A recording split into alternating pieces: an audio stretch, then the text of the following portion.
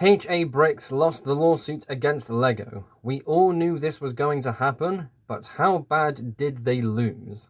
Last night, on Tuesday the 28th of May, a brief article was posted on thebrickpost.com with the result of the lawsuit, and it says as follows. HA Bricks has been in the spotlight over the past few weeks and in not a good way. The LEGO Group has won a court ruling against the Dutch custom train company for trademark infringement.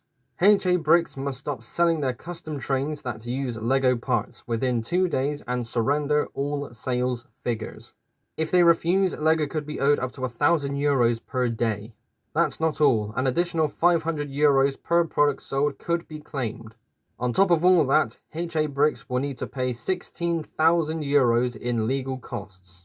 The preliminary relief judge ruled that the printed LEGO bricks and customized parts by adding ball bearings permanently changed the appearance of the bricks. According to the judge, this is simply not allowed. HA Bricks always saw the custom set as a tribute to LEGO and thought reselling the goods followed the rules.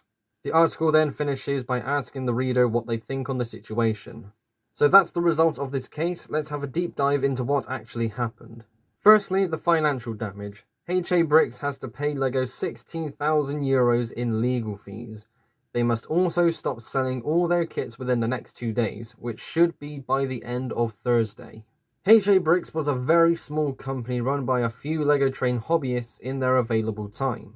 There is no way ever that they were rolling in the money, so this is undoubtedly a huge dent for the few people who ran HA Bricks. I don't think this is going to bankrupt them in any way, shape or form, but this will heavily delay their return to the LEGO train scene. On the boxes of the HA Bricks kits, it's stated along the bottom the kit uses LEGO and custom elements. This wasn't clear wording to say which parts were LEGO branded, custom made, or other branded bricks. We all know that LEGO has some weird yet strict rules when it comes to printing on parts. That conversation is very lengthy and will be skipped over for this video as we want to focus on the lawsuit result. That, on top of the modification of 1x2 Technic bricks to add ball bearings, went against LEGO's own rules. This continues another long conversation about what you can do with the product after you buy it, but once again we're going to have to skip that for now.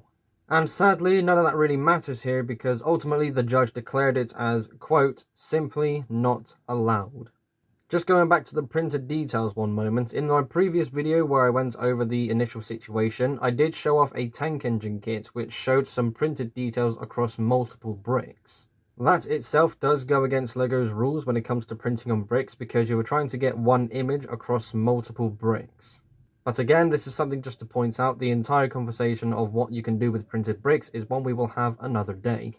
I also mentioned last time that I made one purchase from HA Bricks a few years ago, which was for a lot of bearing wheels, which frankly went horribly wrong.